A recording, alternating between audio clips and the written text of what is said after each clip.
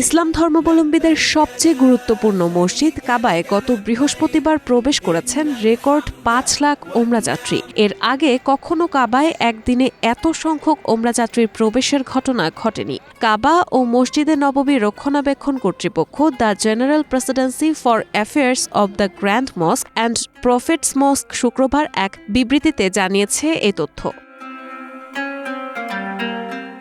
ওমরা ও হজযাত্রীদের ঢেউ সামলাতে সম্প্রতি বিভিন্ন পদক্ষেপ নিয়েছে দ্য জেনারেল প্রেসিডেন্সি। এসব পদক্ষেপের মধ্যে রয়েছে state of the art monitoring ব্যবস্থার ব্যবহার। এই ব্যবস্থায় রাডার সেন্সরের মাধ্যমে কাবায় প্রবেশ করা মুসল্লিদের রেকর্ড রাখা হয়।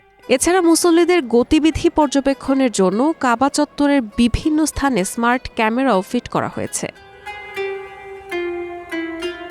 সেন্সর ও এআই চালিত এই যৌথ নজরদারি ব্যবস্থা হজ ও ওমরা যাত্রীদের ভিড় ব্যবস্থাপনার কাজটি সহজ করেছে কর্তৃপক্ষের জন্য। বিশেষ করে মাতাফ এবং মাসা এলাকায় যাত্রীদের ভিড় ব্যবস্থাপনায় এই যৌথ নজরদারি ব্যবস্থা বেশ কার্যকর ভূমিকা রাখছে। এর পাশাপাশি কাবা এলাকায় নিরাপত্তা টহলও হয় নিয়মিত। রোজার সময় টহলের হার বাড়ানো হয়, কারণ এই মাসে ওমরা যাত্রীদের সংখ্যা বেশি থাকে।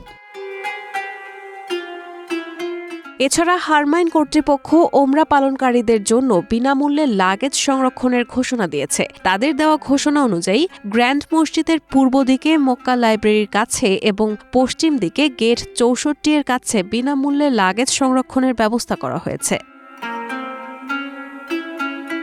সর্বোচ্চ ৭ কেজি ওজনের ব্যাগ সংরক্ষণ করতে পারবেন ওমরা পালনকারীরা।